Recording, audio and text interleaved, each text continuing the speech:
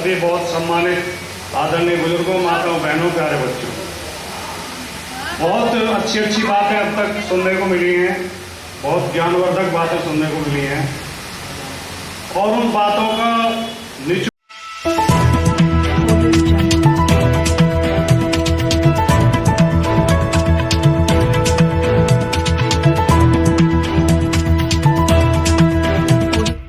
इस news channel पर जो भी वक्ता ने कहा वो उसकी अपनी राय है, जिसकी पुष्टि नेशन न्यूज इंडिया नहीं करता। धन्यवाद। ये है कि इस देश में ओबीसी समाज के साथ अन्याय हो रहा है। 1947 में जब देश आजाद हुआ तो देश में 6000 जातियां थी, लेकिन ये बाबा साहब का कमाल था। बाबा साहब ने ऐसा संविधान लिखा कि बाबा साहब ने देश के नागरिकों को 4 वर्गों में बांट दिया: अनुसूचित जाति, अनुसूचित जनजाति, अन्य पिछड़ा वर्ग और सामान्य वर्ग। और फिर बाद के महापुरुषों ने, जिनमें मान्यवर काशीराम जी का नाम विशेष उल्लेखनीय है, और उनसे पहले भी जो काम होते रहे, चाहे साहू जी महाराज हो, ज्योतिबा फुले जी हो, सावित्रीबाई फुले हो, अन्य महापुरुष हमारे नेताजी माननीय मुलायम सिंह यादव जी, लालू यादव जी, शरद जी, सभी लोगों ने काम किया कि इनको भी अनुसूचित जाति, जनजाति और अन्य पिछड़ा वर्ग को मिला के बहुजन समाज की कल्पना की गई। हम सब बहुजन हैं। बस यही मूल मंत्र छिपा हुआ है। कई वक्ताओं ने कहा शिक्षा बहुत जरूरी है, शिक्षा बहुत जरूरी है। शिक्षा का मतलब केवल कॉलेज की डिग्री लेने से नहीं है या 4 किताब पढ़ लेने से नहीं है। असली शिक्षा है कि अपने आप को पहचानो, अपनी ताकत को पहचानो, अपनी स्थिति को पहचानो और मुक्ति का मार्ग खोजो कि हमारी मुक्ति कैसे हो सकती है, हमारे अधिकार कैसे मिल सकते हैं। मैं बहुत जिम्मेदारी के साथ ये कहना चाहता हूं कि जब तक हम जातियों में बटे रहेंगे तब तक हमें हमारे हक नहीं मिल सकते और हमारी मुक्ति नहीं हो सकती। ये ओबीसी एक ऐसा वर्ग है जो हाथी की तरह है। हाथी की आंखें छोटी होती हैं, हाथी में ताकत बहुत होती है, हाथी बहुत विशाल होता है, लेकिन उसे आदमी नचाता है, उसके ऊपर छोटा सा आदमी बैठा है और वो उसके इशारे पर नाच रहा है, क्योंकि उसे अपनी ताकत का एहसास नहीं है, वो उसे अपना शरीर दिखाई नहीं देता। तो मैं तो इस हाथी रूपी समाज से, ओबीसी समाज से ये निवेदन करना चाहता हूं, पहले अपने पूरे शरीर को देखो, आप कितने विशालकाय हो, और शायद फिर आपके सामने वो टिक नहीं पाएंगे जो आपके हक को मान रहे हैं। जिनसे हमारी लड़ाई है, जो हमारे हक खा रहे हैं, उन्होंने हमें साजिश पूर्वक बांटा है, षड्यंत्र पूर्वक बांटा है। ओबीसी कौन है? ओबीसी मेहनत कश लोग हैं जो मेहनत करते हैं। खेती, किसानी, पशुपालन, कारीगरी, हाथ के दस्तकार, ये तो ओबीसी है, सब मेहनत करके खाते हैं।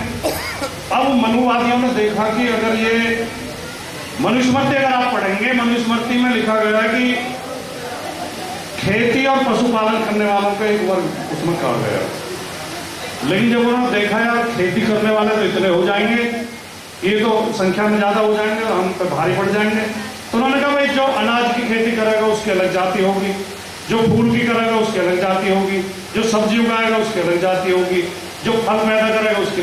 भाई खेती तो खेती है, गाय की भी खेती हो। फिर उन्होंने देखा कि पशुपालक भी ज्यादा हो रहे हैं, बोले जो गाय भैंस पालेगा उसकी अलग जाति होगी, जो भेड़ बकरी पालेगा उसकी अलग जाति होगी, जो सुअर पालेगा अलग जाति होगी, गधे घोड़े पालेगा उसकी अलग जाति होगी। दस्तकारों को फिर देखा कि दस्तकार फिर ज्यादा हो जाएंगे, तो बोला भाई जो लकड़ी का दस्तकार होगा उसकी अलग जाति, जो लोहे का दस्तकार होगा उसकी अलग जाति, जो सोने का दस्तकार होगा उसकी अलग जाति, बाल काटेगा उसकी अलग जाति, कपड़े धोएगा उसकी अलग जाति। तो कमाल का खेल है भाई। और हम अज्ञानतावश उनकी बात मानते रहे, हमने उनकी बात मान ली, जबकि ये केवल झूठ है, ये पाखंड है। सच्चाई ये है कि हम सबकी एक जाति है। अब दुनिया में 2 ही जाति हैं, एक कमेरों की जाति, एक लुटेरों की जाति। और लुटेरे तरह तरह के षड्यंत्र लाकर हमारे ऊपर शासन करते हैं और हमें विभाजित करके रखते हैं। जिस दिन हमने इस विभाजन को समझ लिया, अभी पूर्व वक्ता कह रहे थे, कठेरिया जी थे नहीं, कठेरिया जी चले गए क्या? अच्छा, वो कह रहे थे, मुझे बहुत अच्छी बात लगी उनकी कि रोटी बेटी का संबंध बनाओ। और इसका अभियान हम चला रहे हैं। गाजियाबाद में एक महासभा बनाई गई है, अभी धीरे धीरे जुड़ेंगे नहीं, हमें एकदम समझाने लोगे तो बहुत लोग तो हमसे लड़ने लगेंगे। तो तुमने भाई अभी गजिया महासभा बनाई है, गुर्जर जाट यादव, और तीनों के बीच में लगभग 100 शादियां करा दी, फिर और इसे बढ़ाएंगे आगे। तो गुर्जर में बघेल में क्या फर्क है? गुर्जर में गडरिया में, या गुर्जर में कुर्मी में, या जाट में यादव में, या हमारे लोहार बढ़ई नाई धोबी कश्यप कुशवाहा सैनी सब एक ही तो हैं। तो हमको ये समझना पड़ेगा। दूसरी बात, अगर हमारी जो मंजिल है, अगर हमने मंजिल की पहचान कर ली है, तो उसका रास्ता हमें पता होना चाहिए और उस रास्ते पे हमें पुरुषार्थ से आगे बढ़ना पड़ेगा। मैं छोटा सा उदाहरण देता हूं कि मान लिया हमें लखनऊ से दिल्ली आना है। अब लखनऊ से दिल्ली की दूरी 500 किलोमीटर है, तो हमें तय करना पड़ेगा कि हमें दिल्ली पहुंचना है। दिल्ली पहुंचने का क्या साधन होना चाहिए? अगर हम हवाई जहाज से आएंगे तो 1 घंटे में पहुंच जाएंगे, अगर हम कार से आएंगे तो 8 घंटे में पहुंच जाएंगे, अगर हम साइकिल से आएंगे तो 50 घंटे लगेंगे। लेकिन अगर हम पैदल भी चलें, हमारे पास कुछ भी साधन ना हो, तो भी हम 1 हफ्ता में तो दिल्ली पहुंच ही जाएंगे। पहुंच जाएंगे नहीं पहुंच जाएंगे, बीच बीच में आराम कर करके। लेकिन अगर हम पंडित जी के चक्कर में पड़ गए तो पंडित जी कहेंगे पहले ये सड़क नहीं है, ये देवी है, इसकी पहले पूजा करनी पड़ेगी, ये तुम्हें सड़क जाएगी, तुम्हें श्राप दे देगी, पहले तुम्हें मुझे दक्षिणा देनी पड़ेगी, पहले ये मंत्र बोलो जो मैं बोल रहा हूं। और पंडित जी हमें वहीं उलझाए रखेंगे, हम दिल्ली नहीं पहुंच सकते जीवन में। तो हमें इस षड्यंत्र से निकलना पड़ेगा। हरवंश राय बच्चन बहुत बड़े कवि हुए, अमिताभ बच्चन के जो पिताजी थे, उनकी एक बहुत सुंदर कविता है कि पूर्व चलने के बटोही बाट की पहचान कर ले। पूर्व चलने से पहले उस पथ की पहचान कर लो जिस पर चल रहे हैं, कि पूर्व चलने के बटोही बाट की पहचान कर ले। पुस्तकों में है नहीं छापी गई इसकी कहानी, हाल इसका ज्ञात होता है न औरों की कहानी। अनगिनत राही गए इस राह से उनका पता क्या, पर गए कुछ छोड़ इस पर अपने पैरों की निशानी। वो निशानी मूक होकर भी बहुत कुछ बोलती है, खोल इसका अर्थ पंथ की पहचान कर ले। पूर्व चलने के बटोही बाट की पहचान कर ले।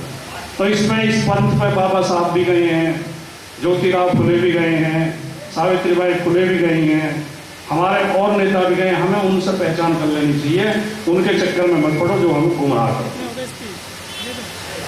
ये जो धर्म के नाम पर पाखंड होते हैं, धर्म के नाम पर देखिए, धर्म तो असली क्या है?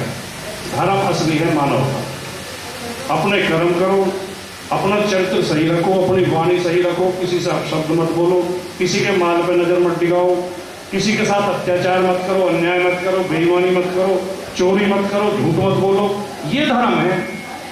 इसके अलावा जो है वो पाखंड है। तो पहले तो उस पाखंड में फंसाते हैं, फिर फर्जी किताबें हमारे हाथ में थमा देते हैं जिनमें झूठी कहानियां लिखी हुई हैं। हमें बताएंगे कि गंगा जी विष्णु के चरणों से निकली है, फिर शिव जी की जटाओं में आई। पहले तो ब्रह्मा के कमंडल में आई, ब्रह्मा के कमंडल के शिव जी की जटाओं में आई।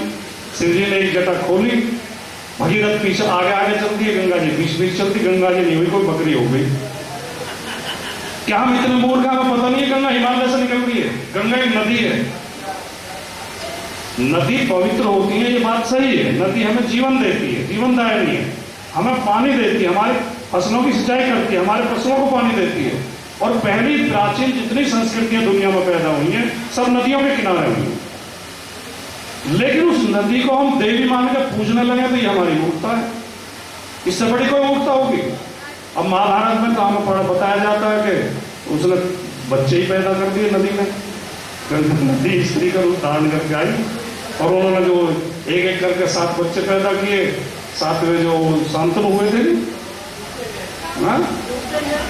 एक बच्चे उनके फिर भीष्म हुए।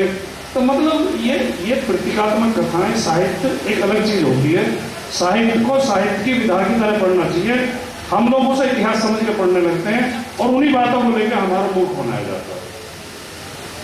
तो मैं बहुत कहानियां बताई गई हैं, बहुत बातें बताई गई हैं।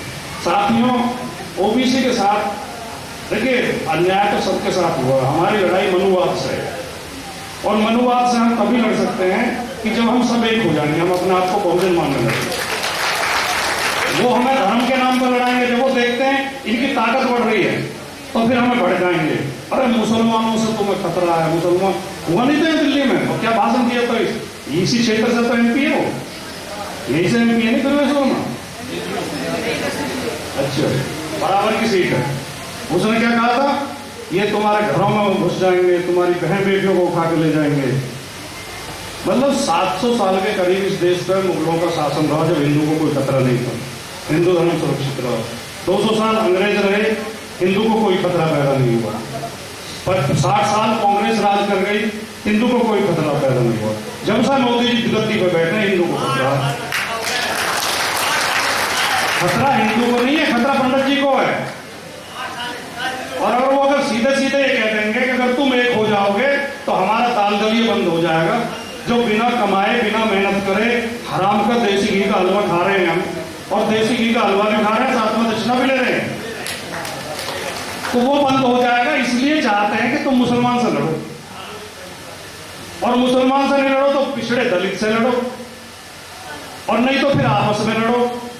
अब यूपी में क्या हुआ, यूपी में बीजेपी का एक ही प्रचार था कि ओबीसी का सारा हिस्सा यादव खा रहे हैं, ओबीसी का सारा हिस्सा यादव खा रहे हैं, यादव उसमें फर्जी बात है। मुख्यमंत्री योगी आदित्यनाथ ने सदन के अंदर खड़ा होकर कही, विधानसभा के अंदर, कि हालांकि उसने कहा 46, लेकिन 86 कहना चाह रहा था कि 46 में से 56 एसटी यादव बन गए। तो अखिलेश जी ने तो मजाक में उड़ाया, कोई 46 में 56 कैसे बन गए, लेकिन वो 86 कहना चाह रहे थे। चलो जुबान फिसल गई, लेकिन कोई ऐसी भर्ती ही नहीं हुई जिसमें इतने उन्होंने आंकड़े दे दिए 4-5 4-5। और अगर आपको ये पीड़ा थी कि हमारा गुर्जर का, कुर्मी का, नाई का, धोबी का, बघेल का, लोहार का, बढ़ई का, लोधे का हिस्सा जो है यादव खा रहे थे, तो जब 69,000 शिक्षक की भर्ती की थी तो इनको ज्यादा नौकरी दे देते। तुमने तो हमारे 18,000 नौकरी छीन के उन्हें देती। वो ये पता आपको नहीं, 18,000 नौकरी का पता है कि नहीं है? 69,000 शिक्षक भर्ती में अगर आपको पता नहीं है तो यही शिक्षा है असली। सूचनाओं से सजग रहो, सूचनाओं तक पहुंचो।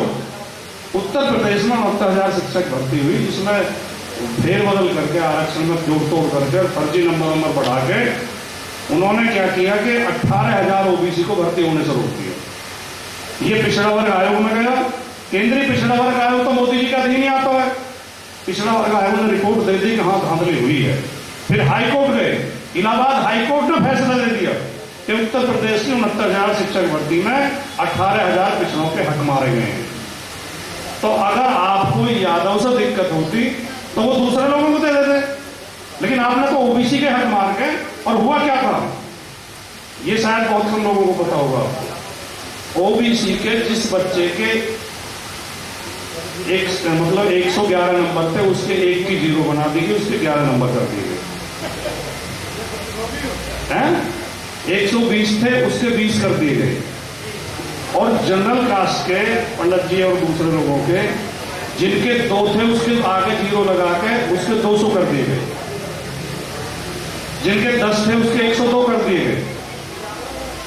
और पूरे उसमें जांच हुई। जब जो अभ्यर्थी परीक्षा दे के आए थे, उन्हें तो अंदाजा रहता नहीं मैंने इतने क्वेश्चन ठीक किए, मेरे इतने कम नंबर क्यों हैं। उन्होंने शिकायत की, उन्होंने कहा हमारी कॉपी दिखाई जाए, तो ऐसा आदेश किया कि 5,000 रुपये जमा करने पड़ेंगे तब कॉपी दिखाई जाएगी। फिर बहुत लोगों ने 5-5 हजार रुपये भी जमा कर दिए। जब वह कॉपी सामने आई तो एक भी अगर गलतियां होती तो गलती से किसी ओबीसी के नंबर भी बढ़े होते। ओबीसी के जितने नंबर थे वो घटाए गए थे और जनरल के बढ़ाए गए थे। इस तरह 18,000 नौकरियां मारी गई। तो इसका क्यों होता है ऐसा? हम जो है अपने अधिकार, अपने हक मारे हुए देखकर भी फिर भी हम बटे रहते हैं। क्यों नहीं हो पाते? क्योंकि हम धार्मिक पाखंड में डूबे रहते हैं। हमें धार्मिक पाखंड के आधार पर उलझाया जाता है। हमें लगता है कि वहां अयोध्या में राम मंदिर बन जाएगा तो हमारे सारे समस्याएं दूर हो जाएंगी। हमारी समस्याएं दूर नहीं होंगी, उनकी ताकत मजबूत होगी, उनका शासन मजबूत होगा। षड्यंत्र को समझने की जरूरत है। कबीरदास जी ने कहा है कि जो तिल माही तेल है, जो चकमक में आग, तेरा साई तुझ में जाग सके तो जाए। तो भगवान तो हमारे अंदर कण कण में व्याप्त है, सबके साथ है, इनके पाखंड से थोड़ी धर्म पूरा होगा। तो साथियों, मूल मंत्र यही है कि हम अपने आप को एक समुदाय समझने लगे, एक वर्ग समझने लगे, भाईचारा कायम करें। जब तक बेटी का संबंध नहीं होता, रोटी का तो बनाना है, रोटी तो साथ बैठ के खाने लगे, हकों के लिए लड़ने तो साथ लगे, नारे तो साथ लगाने लगे, वोट तो साथ डालने लगे। अगर ओबीसी समाज ने एक साथ वोट डालना सीख लिया तो ये जो मनुवाद का झंडा नीचे गिर जाएगा, इनकी सत्ता समाप्त हो जाएगी और आपके बच्चों का भविष्य सुधर जाएगा। इसी में हमारा मूल मंत्र छिपा हुआ है। मैं ज्यादा समय न लेते हुए, हमारे यहाँ स्थानीय निकाय के चुनाव चल रहे हैं उत्तर प्रदेश में, तो मेरी जिम्मेदारी भी दादरी सीट पर लगा रखी है, तो वहाँ सभा उसमें मुझे इसलिए थोड़ा सा मैं माफी चाहूँगा, थोड़ा जल्दी निकल जाऊँगा। लेकिन आपको बहुत बहुत साधुवाद, बहुत बहुत बधाई, बहुत बहुत शुभकामनाएं। आपने बहुत सुंदर कार्यक्रम किया है और इस तरह के कार्यक्रमों में चर्चा करने से, समस्याओं को पर चर्चा करने से, अपनी स्थिति को समझने से ठीक हमें रास्ता मिलेगा, इसी से हमारी मुक्ति होगी। Press the bell icon on the YouTube app and never miss another update.